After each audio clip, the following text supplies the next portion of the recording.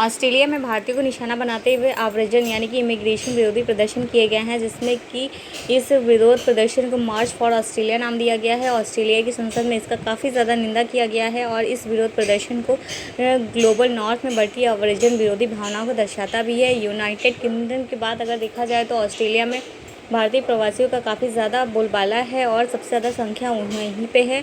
अगर इसको global north में आव्रजन विरोधी भावना के लिए अगर जिम्मेदार कारकों की बात की जाती है तो इसमें सुरक्षा संबंधी कारक सबसे ज़्यादा अहम भूमिका निभाते हैं। राष्ट्रीय और सांस्कृतिक सुरक्षा के खतरे के रूप में इसे देखा जाता है। प्रवासियों के प्रवेश से कठोर नियम बनाए जाते हैं और लोगों के अनुसार बड़ी संख्या में प्रवासियों के कारण उन्हें देश में घर जैसा महसूस नहीं होता है।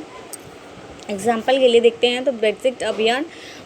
दूसरा है आर्थिक संरक्षणवाद की भावना काफ़ी ज़्यादा प्रबल हो जाती है, क्योंकि वहाँ के लोगों को वहाँ के संरक्षण पे काफ़ी ज़्यादा वहाँ के संसाधनों पे दबाव महसूस होता है। इससे उन्हें आर्थिक रूप से कमज़ोर महसूस होता है, क्योंकि यहाँ के जो प्रवासी वहाँ जाते हैं वो भी वहाँ पे कम पैसों में काम करने के लिए तैयार हो जाते हैं और जो कि वहाँ के लोगों का मूल्य है वैल्यू के हिसाब से उन्हें पैसा नहीं मिलता है और उनका रोज़गार बेहतर नहीं हो पाता है। तीसरा है राष्ट्रवाद और डीग्लोबलाइजेशन की भावना।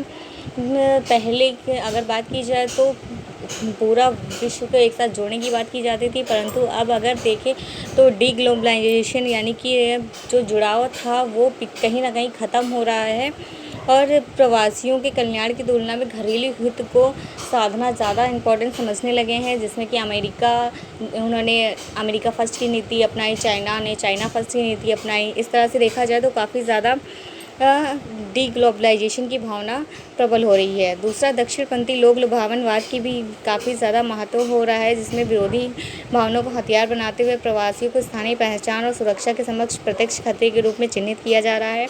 विदेशियों के प्रति घृणा, जोनोफोबिया और सांस्कृतिक हिंसा काफ़ी ज़्यादा देखने को मिलती है। आए दिन न्यूज़ आती है कि कहीं अमेरिका में भारतीयों के साथ ऐसा हो गया या भारतीयों के साथ घरेलू हिंसा या फिर छात्रों के साथ उनका मर्डर वगैरह की न्यूज़ आती ही रहती है, जिसमें अदरनेस, राष्ट्रीय पहचान से सुरक्षा के खतरे को डर को बढ़ावा देने और मीडिया प्रचार, राजनीतिक बयानबाजी प्रवासियों के प्रति नकारात्मकता को और बढ़ाते हैं।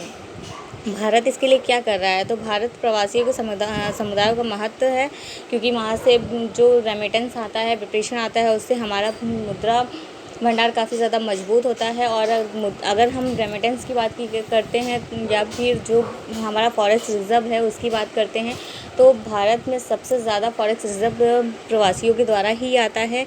राजनीति की बात की जाए तो राजनीतिक क्षेत्र में भी भूमिका निभाने में अहम रोल अदा करते हैं। जैसा कि अमेरिका के चुनाव में देखा गया है कि भारतीयों का सपोर्ट के कारण ही अमेरिका के जो राष्ट्रपति हैं वो उनका चुनाव संपन्न हो पाया है और उसमें काफ़ी ज़्यादा भूमिका इंडिया वालों की ही है।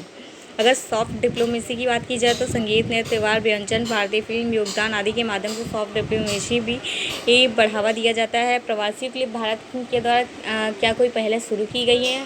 हाँ, इसके द्वारा की गई है भारतीय समुदाय कल्याण कोष। इसका उद्देश्य है कि अगर प्रवासियों को कोई भी दिक्कत विदेश में आती है तो उसे निपटने के लिए इस कोष से फंड दिया जाएगा या फिर उनकी किसी भी तरह की अगर हेल्प होती है तो वो गवर्नमेंट करने को तैयार रहती है। दूसरा है प्रवासी भारतीय बीमा योजना। इसमें अगर प्रवासियों की आकस्मिक मृत्यु होती है या उन्हें मतलब जान से अपनी जान का खतरा या फिर जान चली जाती है तो 10 लाख तक बीमा कवर देती है भारत की सरकार। Thank you for watching. अगर आपको अच्छा लगा हो तो प्लीज़ लाइक एंड सब्सक्राइब ज़रूर करिएगा।